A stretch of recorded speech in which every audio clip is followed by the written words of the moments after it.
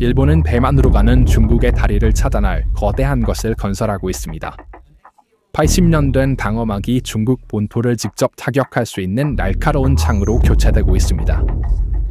남서부 섬들은 거대한 미사일 성자로 변모하고 있습니다.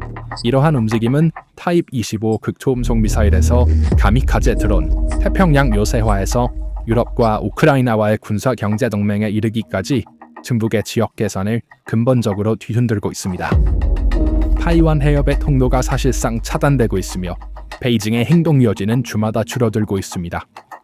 시진핑 정부의 모든 성명에서 커져가는 분노는 철의 여인 다카이치 사내의 전략이 얼마나 효과적인지를 보여줍니다. 저는 강력한 경제를 구축하고 외교 및 안보 정책으로 일본의 국익을 보호하겠다는 명확한 비전을 가지고 있었습니다. 이 주요한 변화는 일본의 창으로 대만 주변의 해상 다리를 끊음으로써 아시아의 미래를 영구적으로 다시 쓰고 있습니다. 2026년 3월 30일에 일본은 쿠마모토의 캔군 기지에 타입 25 함대지 미사일을 배치하여 중국 본토를 직접 위협하는 억제선을 구축했습니다. 이 조치는 동중국해에서 중국의 잠재적인 상륙 작전을 원격으로 저지할 수 있는 능력을 활성화했으며 사거리는 1000km입니다. 시즈오카의 후지 캠프에 타입 25 초고속 활공 발사체를 배치하는 것은 극초음속 속도로 중국의 방공 시스템을 우회할 가능성을 가지고 있습니다. 미래의 변형에서는 이 시스템들이 2000에서 3000km의 범위에 도달할 수 있어 대만 주변의 중국 물류선을 직접 타격할 수 있게 됩니다. 베이징의 대만 포위 계획은 이제 일본 남서부 기지에서 발사되는 미사일 공격을 고려해야 합니다. 중국의 지역 패권 야망은 처음으로 실질적인 장애물에 부딪혔습니다. 일본의 움직임은 대만 해협의 해상 통로를 효과적으로 차단하는 전략적 전환점을 나타내며 타입 25 미사일만 있는 것이 아닙니다. 미국에서 획득한 400개의 토마호크 순항 미사일도 이지스 구축함에 통합되고 있습니다. JS 초카이에서의 통합은 2026년 3월에 완료되었습니다. 일본은 또한 1600km의 범위를 가진 해상 기반 단역 능력을 확보했습니다.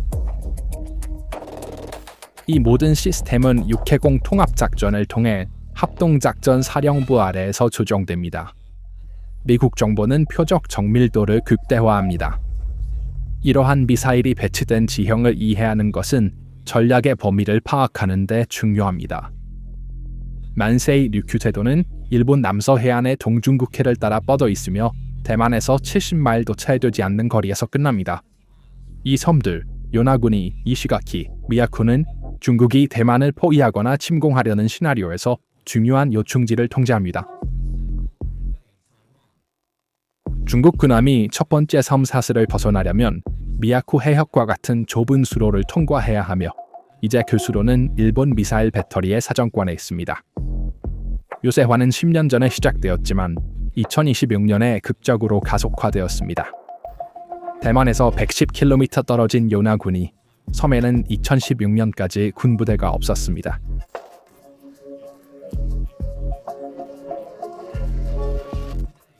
해안 관측 부대와 전자전 팀이 있으며 곧 단공 미사일도 배치될 예정입니다. 2022년 중국의 대만 주변 훈련 중에 미사일이 요나구니 근처에 떨어지면서 도쿄는 더 적극적인 요새화로 나아가게 되었습니다. 적의 통신을 방해하기 위해 설계된 전자교란 시스템이 이제 섬에 설치되고 있습니다. 이는 이 분야에 특화된 일본의 첫 번째 기지가 될 것입니다. 미사일 배터리, 패트리어트 공중방어 시스템, 현대화된 레이더 네트워크가 이시가키와 미야코에 배치되었습니다. 1만 명 이상의 일본 군인이 남서부에 출전하고 있습니다.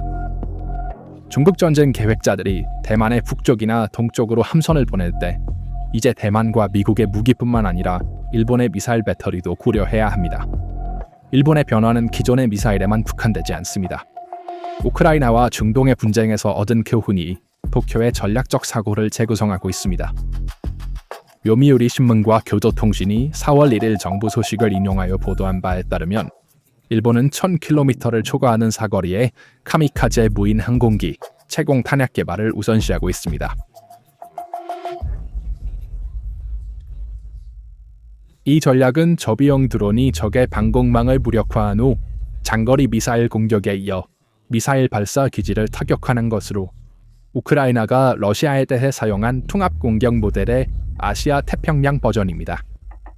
신세대 무인 시스템은 잠수함과 수상 및 수중에서 모두 작동할 수 있는 항공기에서 발사되며 이는 우크라이나가 흑해에서 러시아 해군을 마비시키기 위해 해상 드론을 사용한 것에서 직접 영감을 받은 접근 방식으로 평가되고 있습니다. 이 접근 방식은 우크라이나와의 직접적인 협력으로도 뒷받침됩니다. 2026년 3월 일본 드론 회사 테라 드론의 하르키우 투자는 전투 경험 전수의 구체적인 예입니다. 우크라이나에서 개발한 저비용 요격 드론이 일본에서 생산되기 시작하면 중국의 고가 미사일 비축량을 소모시킬 비대칭 방어층이 형성될 수 있습니다. 도쿄는 우크라이나의 최전선 경험에서 배우고 있으며 우크라이나는 일본의 첨단 반도체 기술로부터 이익을 얻고 있습니다. 이러한 상호 시너지는 중국이 유럽과 아시아 태평양 양쪽 전선에서 다른 위협에 직면하게 함을 의미합니다. 일본의 전략적 변혁은 아시아 태평양에 국한되지 않습니다. 유럽과 함께 구축된 새로운 동맹 네트워크는 이 변혁에 글로벌 차원을 더합니다. 2026년 4월 초 마크롱 프랑스 대통령의 도쿄 방문 중에 서명된 방위 로드맵은 일본과 유럽 간의 직접적인 군사 다리를 구축했습니다.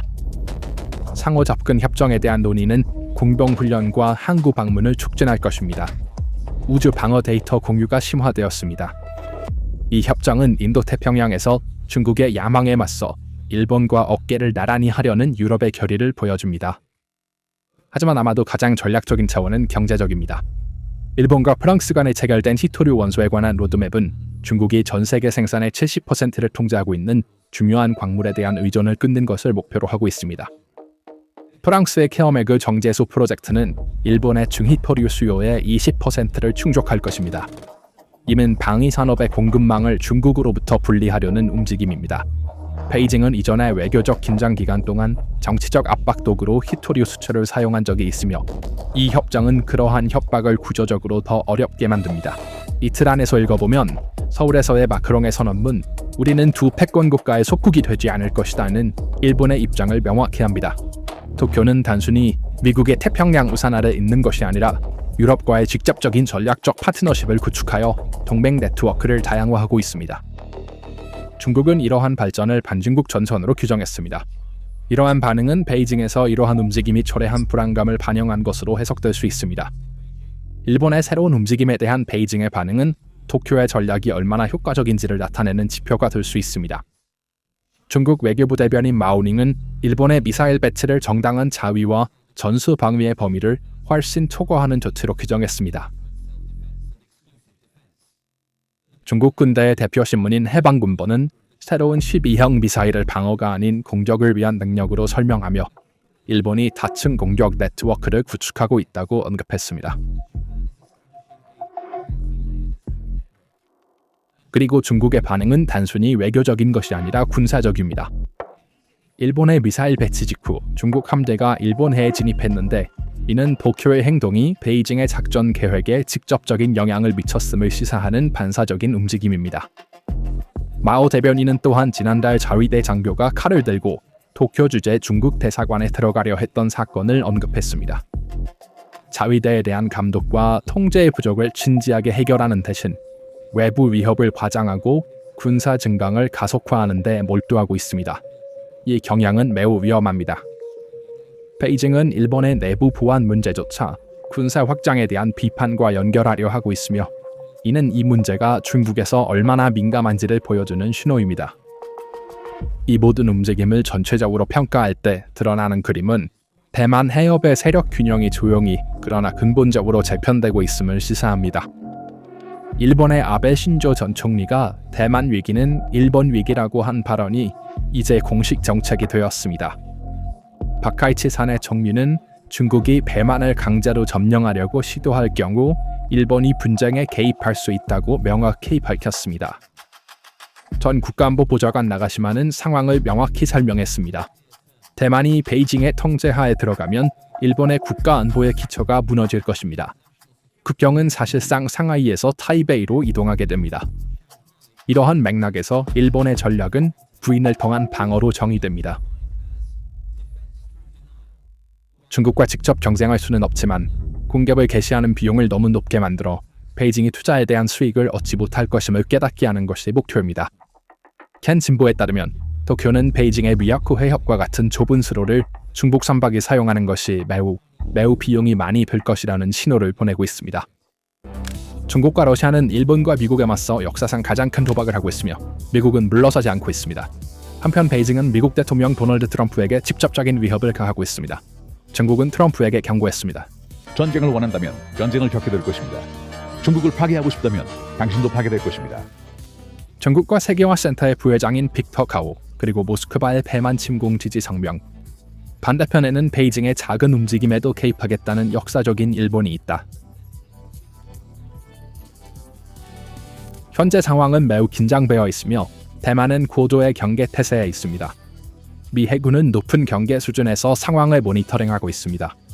일본은 전투 준비 태세에 있습니다.